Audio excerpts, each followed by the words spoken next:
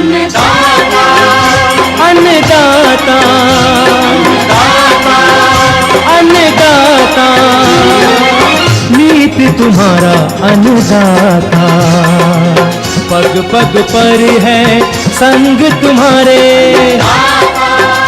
अन्नदाता। लहू किसानों का बन के पसीना सींचता है धरती का सीना, मेहनत का तेरी हक दिलवाने, नई तकनीक नई खोज बताने।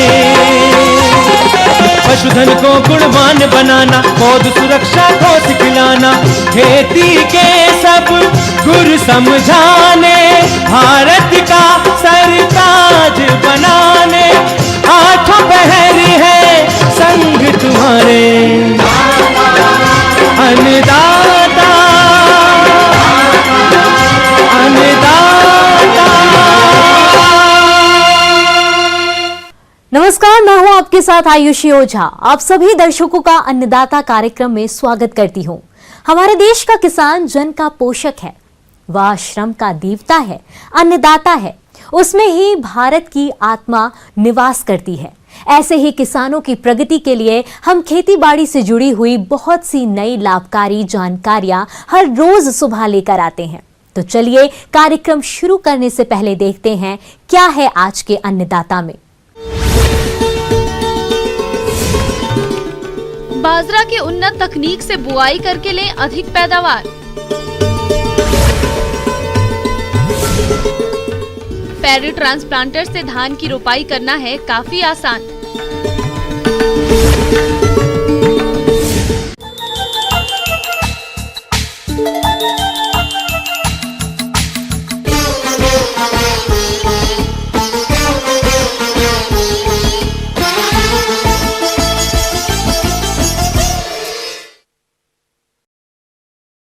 किसान भाइयों, अपने राज्य में बाजरा की खेती बड़े पैमाने पर की जाती है और जैसा कि राज्य में अभी वर्षा का दौर चल रहा है, ऐसे में जो किसान बाजरा की खेती करना चाहते हैं वो किसान बाजरा के उन्नत तरीके से खेती कैसे करें, इस बारे में जानकारी दे रहे हैं कृषि विज्ञान केंद्र गोनेड़ा के विषय विशेषज्ञ डॉक्टर राम प्रताप यादव।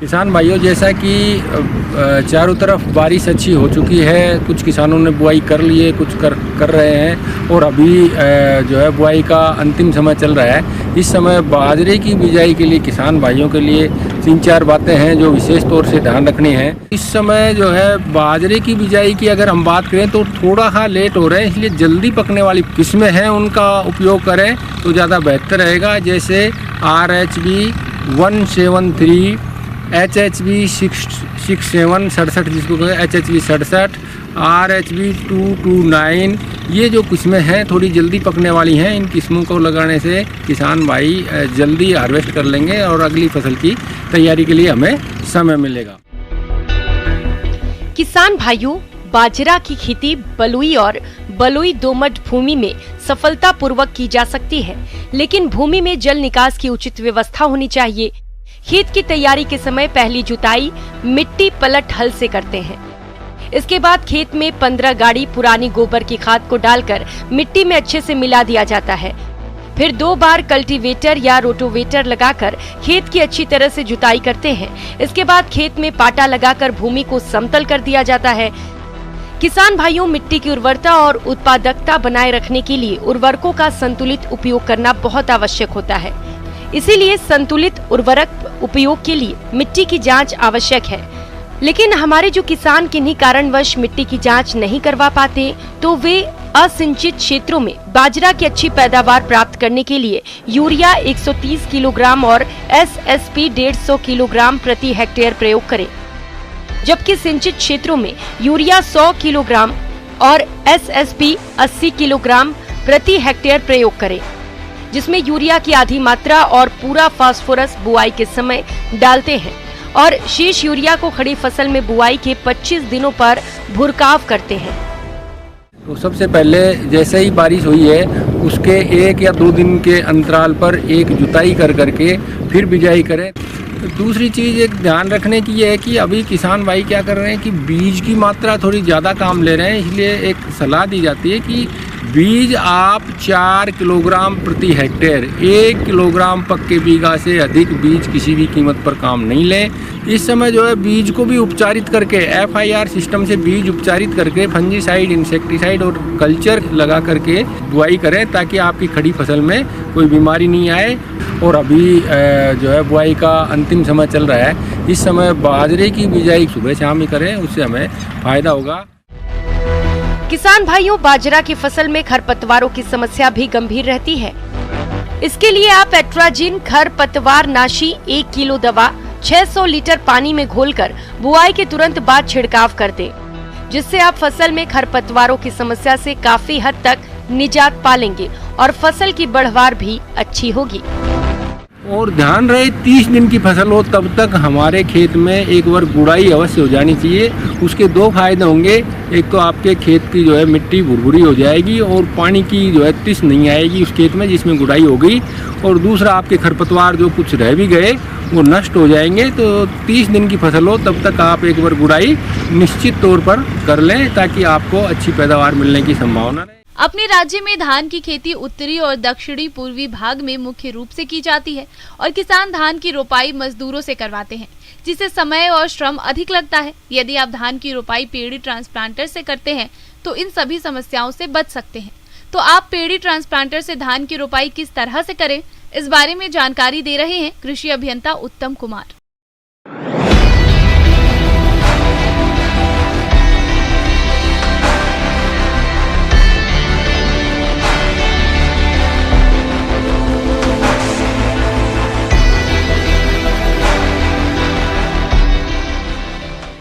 किसान भाइयों, आप लोग देखे होंगे कि जो धान रोपते हैं उसमें यदि हम पुरानी विधि से करें तो उसमें एक धान महिलाएं ज़्यादातर काम करती हैं, और उसमें देखते होंगे कि धान रोपने में उनको अधिक बहुत समय लगता है और कतार से कतार के बीच में दूरी भी उन्हें रख पाते हैं और थकावट भी बहुत ज़्यादा होती है। उसके अलावा आपको खर्च भी बहुत ज़्यादा पड़ जाता है, जिस कारण हम लोग को जितना उपज होनी चाहिए उतनी नहीं हो पाती है। तो आपको मशीन हम दिखाने जा रहे हैं, धान रोपने वाला मशीन।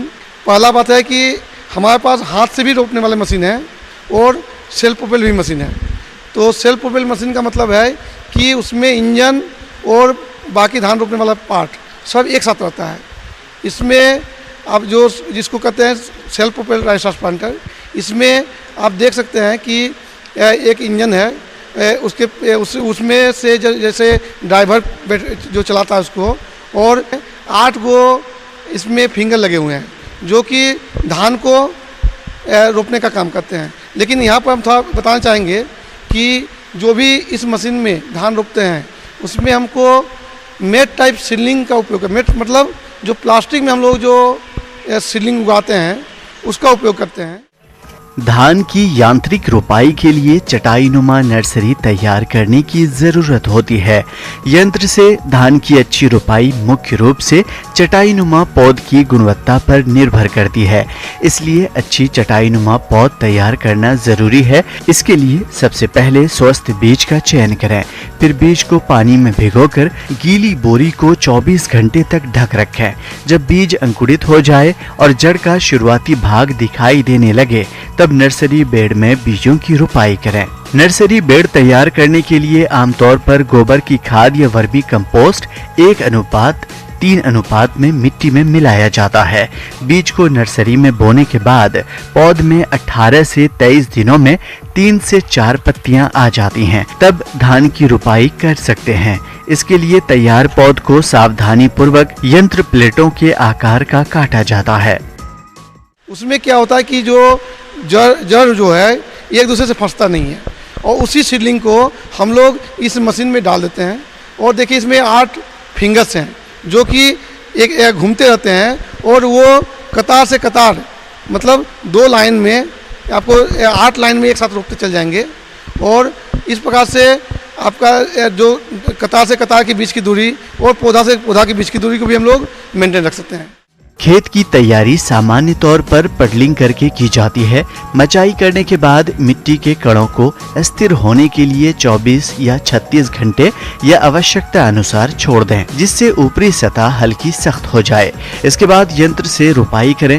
तैयार खेत में लगभग 1 से 2 इंच तक पानी रहना चाहिए ताकि यंत्र आसानी से चल सके और रुपाई का काम सुगमता से हो सके। खेत में अधिक पानी होने पर और अधिक गहराई तक जुताई करने पर यंत्र को चलाने में कठिनाई होती है। चटाईनुमा पौध को प्लेट में रखने की विधि। चटाईनुमा पौध को ठीक से उठाया जाना चाहिए ताकि इसे मशीन की प्लेट में ठीक से बिना टूटे हुए रखा जा सके। चटाईनुमा पौधे को प्लेट में आसानी से सरकते हुए प्रवेश कराना चाहिए। जब प्लेट में पौध आधी रह जाए तो प्लेट का पौध से पुनः भर दिया जाता है, जिससे पौध से पौध की दूरी एक समान बनी रहती है।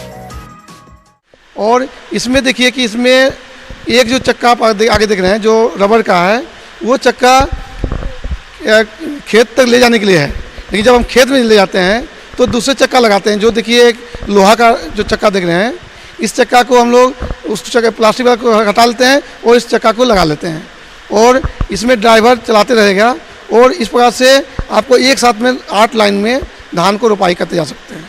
और इस प्रकार से 1 घंटा में यदि आप देखें तो इस मशीन के द्वारा 1 घंटा में आराम से 1 एकड़ खेत में की आप रोपाई कर सकते हैं।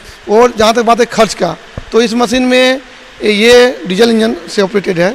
इसमें 1 घंटा में मात्र 600 ml तेल खाता है, मतलब बहुत कम। और चलाने वालों की बात करें तो चलाने वाला 1 आदमी रहेगा और जो बिचड़ा है उसको डालने वाले 2 साइड में 2 आदमी बैठेंगे। और मान ली बिचड़ा जल्दी ख़त्म हो जाता है तो उसके लिए 1 आदमी लाने वाला, मतलब 4 आदमी आराम से इस मशीन से काम कर सकते हैं। तो इस बात से टोटल खर्च भी आप जोड़ते हैं तो प्रति हेक्टेयर तो मात्र आपको 2000 से कम में ही आपका खर्च में आपका पूरा खेत की रोपाई हो जाएगी। इसी प्रकार से हाथ से रोपने वाले भी यंत्र हैं जो कि अलग अलग संस्थानों ने बनाया है। जैसे CRI कटक ने 4 लाइन में के रोपने वाला मशीन बताया है। उसी बाद पंजाब जो एग्रीकल्चर यूनिवर्सिटी है उन्होंने 6 लाइन में धान रोपने वाला मशीन बनाया है और इस मशीन में 3 से 4 सीडलिंग एक साथ में रोप सकते हैं। इन यंत्र की कीमत अलग अलग होती है जो कि इनकी कतारों और इंजन की क्षमता पर निर्भर करती है। अगर अनुमानित कीमत की बात करें तो हस्त चालित रुपाई यंत्र की कीमत लगभग 8 से 10 हजार रुपए होती है, जो कि 2 से 4 कतारों में रुपाई करता है। वहीं शक्ति चालित रुपाई यंत्र कीमत 2,60,000 से 4 लाख रुपए तक हो सकती है। धान रुपाई यंत्र का रख रखाव। प्रतिदिन रुपाई के पश्चात मशीन के विभिन्न पुर्जों को धो देना चाहिए और मुख्य रूप से पौध प्लेट को अच्छी तरह धोकर उसे छायादार स्थान पर सुखाकर रखना चाहिए। रुपाई यंत्र को सुरक्षित स्थान पर रखें। मशीन को पानी से धोकर सुखा लें। मशीन के सभी पुर्जों को मिट्टी के तेल से साफ कर देना चाहिए। क्लच लीवर को इंगेज की अवस्था में रखना चाहिए। मशीन के अगले भाग को सहायक छड़ से फिट करके संतुलित रखें। मशीन को प्लास्टिक कवर से ढककर हवादार कमरे में रखना चाहिए। मौसम विभाग की रिपोर्ट पर साप्ताहिक कृषि सलाह इस प्रकार है। ग्रामीण कृषि मौसम सेवा भारत मौसम विज्ञान विभाग द्वारा भेजे गए मौसम पूर्वानुमान रिपोर्ट के आधार पर जिला जैसलमेर और इससे लगे जिलों के किसान भाइयों को सलाह दी जाती है कि आने वाले दिनों में दिन और रात के तापमान में कमी होने, मध्यम आपेक्षिक आर्द्रता के साथ कम से मध्यम गति की हवाएं चलने, बादल छाए रहने और मध्यम से भारी बारिश होने की संभावना है।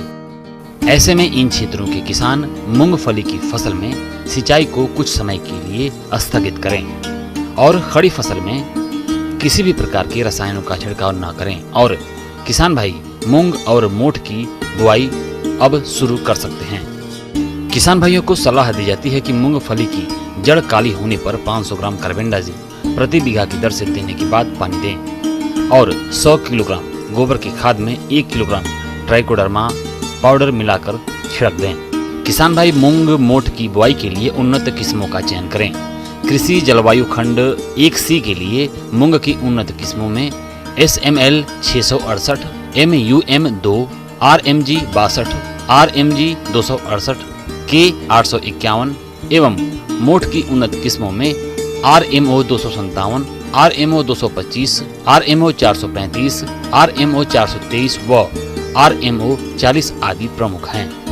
बेर के बाग में खाद और उर्वरक देने का यह समय उचित है, अतः बेर के उद्यानों में उपयुक्त मृदा नमी की दशा में 30 किलोग्राम अच्छी तरह से सड़ी हुई गोबर की खाद, 1200 gram urea, 1750 gram superphosphate, 250 gram muriate of potash प्रति पौधा की दर से प्रयोग करें।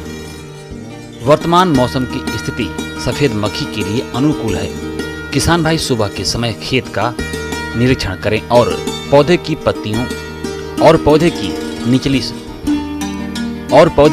पत्तियों की निचली सतह पर सफेद अंडाकार या सफेद मोम के फूल से ढके पीले शरीर वाले छोटे निम्फ दिखाई दे सकते हैं। पत्ती की ऊपरी सतह पर संख्या 8 से 12 आर्थिक नुकसान स्तर तक पाए जाने पर रोकथाम के लिए नीम युक्त दवा 5 मिलीलीटर, साथ में तरल साबुन 1 मिलीलीटर, स्पाइरोमेसिफेन 22.90 SC की 1.20 मिलीलीटर मात्रा प्रति लीटर पानी की दर से घोलकर मौसम साफ होने पर छिड़काव करें। थ्रिप्स के प्रकोप के लिए फसल की लगातार निगरानी करते रहें। थ्रिप्स की रोकथाम के लिए थायोमेथाक्साम 25 WG की 50 ग्राम या स्पाइनेटोरान 11.7 SC की 100 मिलीलीटर मात्रा प्रति 100 लीटर पानी की दर से घोलकर छिड़काव करें। कपास की फसल में गुलाबी सुंडी की उपस्थिति और नुकसान का निरीक्षण लगातार करते रहें। अगर आर्थिक नुकसान स्तर 10% तक क्षतिग्रस्त टिंडे दिखाई देने पर इमामेक्टिन बेंजोएट 5 SG की 5 ग्राम या इंडोक्साकार्ब 14.5 या प्रोफेनोफास 50 EC की 30 मिलीलीटर मात्रा प्रति 10 लीटर पानी के हिसाब से घोलकर छिड़काव करें। धान की रोपाई के बाद 15 दिनों तक खेत में 4 से 5 सेंटीमीटर पानी खड़ा रखें। इसके लिए समय समय पर सिंचाई करते रहें। नील हरित शैवाल का एक पैकेट प्रति एकड़ प्रयोग उन्हीं खेतों में करें जहां पर पानी खड़ा रहता हो, ताकि मृदा में नाइट्रोजन की मात्रा बढ़ाई जा सके। मौसम में परिवर्तन के कारण पशुओं में बाह्य और अंतः परजीवियों का प्रकोप हो सकता है, अतः पंजीकृत पशु चिकित्सक की सलाह से बाह्य परजीवियों जैसे जू, चिचड़ी, जोंक से बचाव के लिए साइपरमेथ्रिन नामक दवा 1 मिलीलीटर प्रति लीटर पानी की दर से घोलकर पशुओं के शरीर के ऊपर प्रयोग करें।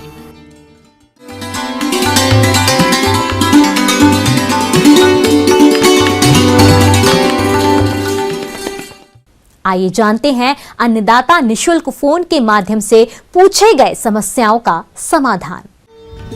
अन्नदाता निशुल्क फोन संपर्क सेवा के माध्यम से पूछे गए प्रश्नों में से आज हमने जिस प्रश्न को कार्यक्रम में शामिल किया है उसे पूछा है ग्राम जामसर, जिला बीकानेर के कृषक महेंद्र कुमार ने। आप अनार में फल फटने की समस्या के समाधान के बारे में जानकारी चाहते हैं, तो महेंद्र कुमार जी आपकी जानकारी के लिए प्रस्तुत है कार्यक्रम का ये अंश।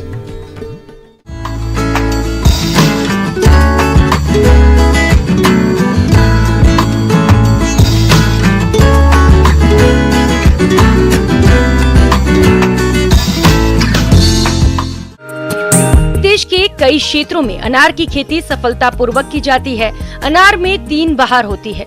व्यावसायिक रूप से साल में केवल एक ही बहार ली जाती है। जिन क्षेत्रों में सिंचाई की सुविधा नहीं होती वहां मृग बहार से फसल ली जाती है और सिंचाई सुविधा होने पर अम्बे बहार से फसलों को लिया जाता है। अनार के पौधों में शुष्क और गर्म जलवायु सहन करने की अधिक क्षमता होती है।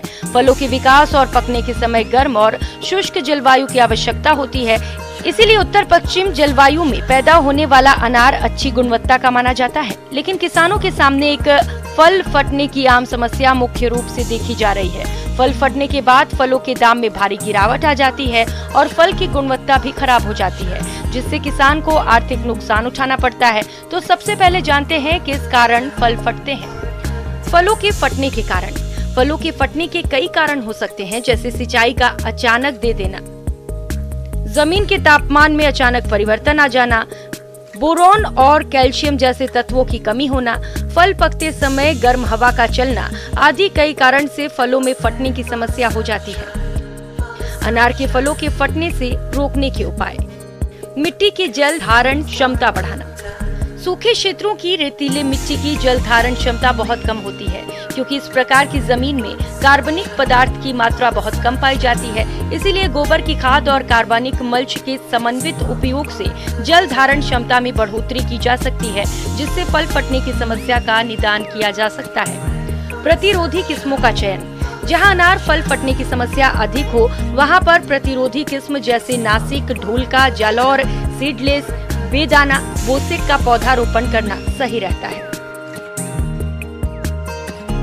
सिंचाई का समय।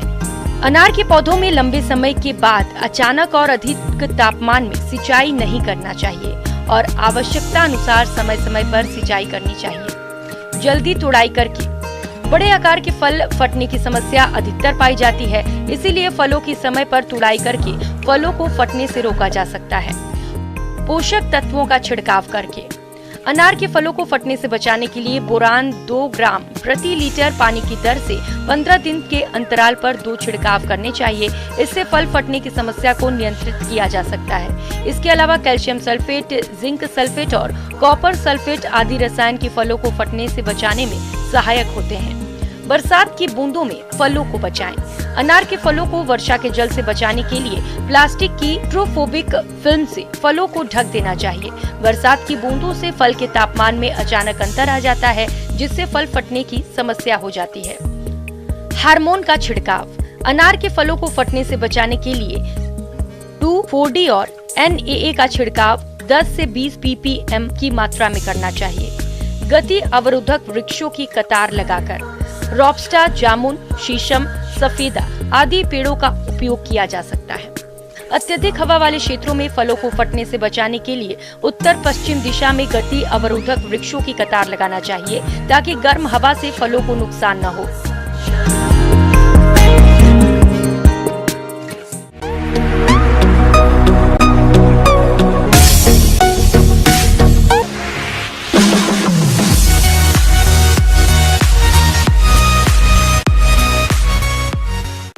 एक नजर डालते हैं राज्य के कुछ मंडियों के प्रमुख फसलों के बाजार भाव पर।